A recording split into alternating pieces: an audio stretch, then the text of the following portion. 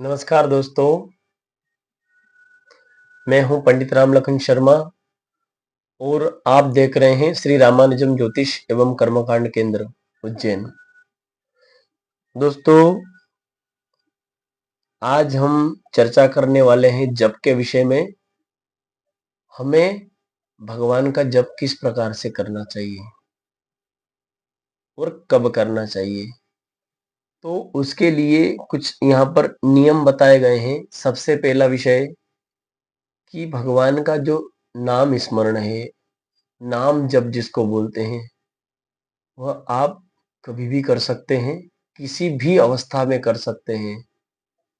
आप शुद्ध हो, अशुद्ध हो, आप चल रहे हैं, घूम रहे, फिर रहे हैं, खा रहे हैं या खाना बना रहे हैं, झाड़ू, पोछा, बर्तन, जो भी आप कार्य कर रहे हैं, लेकिन भगवान का नाम स्मरण कर सकते हैं। लेकिन अगर मर्यादित बात करें, वास्तव में मर्यादा में रह करके अगर हम जप करें, तो पहला विषय ये कि हमेशा जल्दी जगे और स्नान आदि से निवृत्त होकर के सूर्योदय के 2 घटी पूर्व से लेकर के सूर्य उदय तक हमें जप करना चाहिए।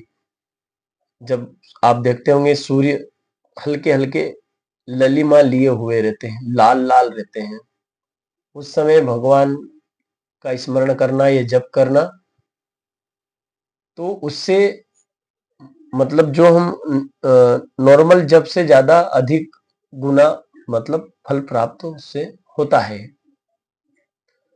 फिर दूसरा जो है, संध्याकालीन शाम के समय, प्रातः और शाम को भी जब भगवान सूर्य की ललिमा लिए हुए होते हैं, लाल लाल भगवान सूर्य, उस समय हमें जाप करना चाहिए। उस समय भगवान का कीर्तन, स्मरण और भजन हम कर सकते हैं। ये लौकिक कार्य जो है, खाना पीना सोना, ये हमें नहीं करना चाहिए। उस समय भी हम जप कर सकते हैं। और जब ग्रहण लगते हैं, सूर्य ग्रहण, चंद्र ग्रहण, उसमें भी जो भी हम जप करते हैं, 1000 गुना फल हमें ज्यादा प्राप्त होता है अन्य दिनों में, नॉर्मल दिनों में के बजाय ग्रहण में करें। तो हमें जप तो करना चाहिए। और ऐसा भी बताया गया है कि जैसे हरे रामा या श्री राम, जय जय राम, जो भी हम बोलते हैं, तो भगवान राम है मर्यादा पुरुषोत्तम, भगवान कृष्ण है लीला पुरुषोत्तम। तो हम जो लाइन शुरू करते हैं, हरे कृष्णा कृष्णा कृष्णा हरे हरे, यहाँ से शुरू करके हरे राम राम राम हरे हरे, ऐसा जाप हम कर सकते हैं अशुद्ध अवस्था में भी। जैसी भी अवस्था हो, स्नान अगर नहीं किया हो, खाना बना रहे, झाड़ू पोछा बर्तन या कोई सा भी आप जो भी काम कर रहे हो, हरे कृष्णा से लेकर के हरे कृष्णा कृष्णा कृष्णा हरे हरे, हरे राम राम राम हरे हरे, ऐसा हम जाप कर सकते हैं। लेकिन हरे राम राम राम से लाइन शुरू होकर के हरे कृष्णा पे जो खत्म होती है, तो हरे राम से हमें शुरू नहीं करना चाहिए जब अशुद्ध हो, क्योंकि भगवान जो है मर्यादा पुरुषोत्तम है, उनके लिए स्वच्छता और शुद्धता होना अनिवार्य है।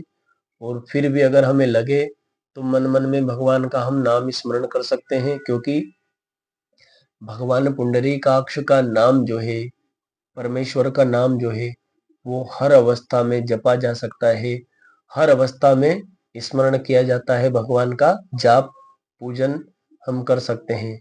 क्योंकि जैसे कर्मकांड का भी हम जिक्र करते हैं, क्योंकि कर्मकांड का विषय विशेष ध्यान रखते, कर्मकांड करते, कर्मकांडी ब्राह्मण है।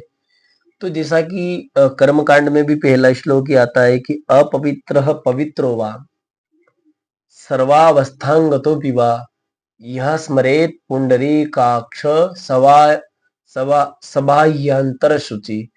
मतलब जो भगवान पुंडरीकाक्ष का नाम लेते हैं, उसकी बाह्य अंतर शुचि, ऐसा है श्लोक। इसको बहुत सारे अशुद्ध भी बोलते हैं। सबाह्यंतर शुचि, ये है सही शब्द। सबाह्य, बाह्य मतलब बाहर की, और अंतर शुचि अंतःकरण की शुद्धि हो जाती है जो भगवान पुंडरीकाक्ष का नाम लेते हैं या भगवान का जो नाम स्मरण करते हैं। तो भगवान का नाम स्मरण करने में सर्वथा कल्याण ही है, चाहे आप कैसी भी अवस्था में हो।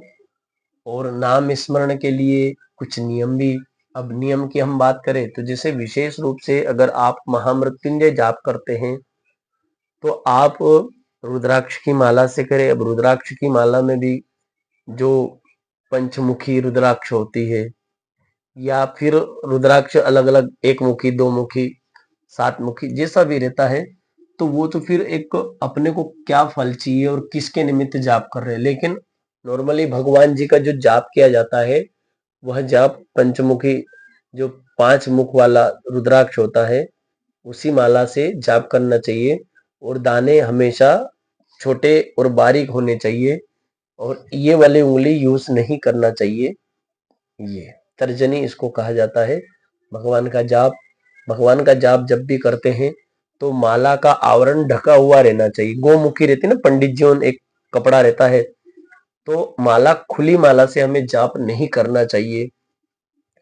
तत्पश्चात जैसे भगवान राम जी का चंदन की माला या तुलसी की माला, कृष्ण भगवान के लिए भी तुलसी चंदन की माला, गायत्री मंत्र का अगर आप जाप करते हैं या श्रीमन नारायण भगवान का जाप करते हैं, नमो नारायण का जाप करते हैं, तो हमें कमल गट्टे की माला लेना चाहिए। हमेशा कुशा का आसन रखें। अगर कुशा न हो तो ऊनी भी चलता है, जरूरी नहीं कुशा ही रखें।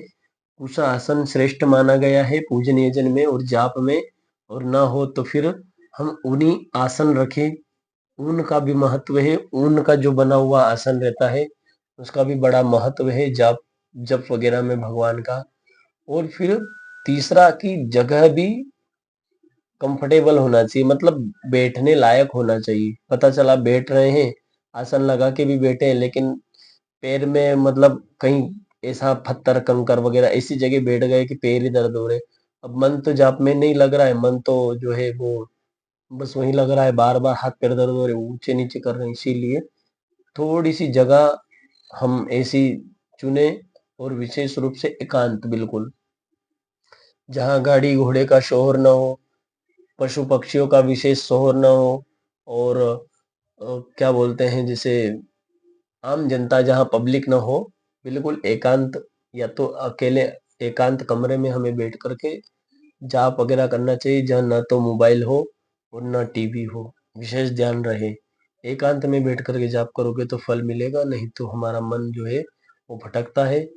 जाप कर रहे हैं और कर रहे हैं और इसको इशारा उसको इशारा, तो कोई मतलब नहीं है ऐसे जप का। तो दोस्तों आप समझ गए होंगे कि जाप किस तरह से किया जाता है और कब किया जाता है, कब कब हमें जाप करना चाहिए। आज के लिए इतना ही, फिर हम जो है कोई नए विषय को लेकर के मिलेंगे। तब तक के लिए सभी को नमस्कार। और दोस्तों हाँ, अगर आपको कर्मकांड से संबंधित कोई भी प्रश्न करना हो, पूजन पाठ से संबंधित कोई भी प्रश्न करना हो, तो आप हमें कमेंट कर सकते हैं। और कुंडली अगर बनवाना हो या कुंडली दिखवाना हो या फिर जो है पूजन करवाना हो, तो आप हमसे संपर्क कर सकते हैं। हमारे नंबर हैं 6263635078। पंडित राम लखन शर्मा, उज्जैन। नमस्कार।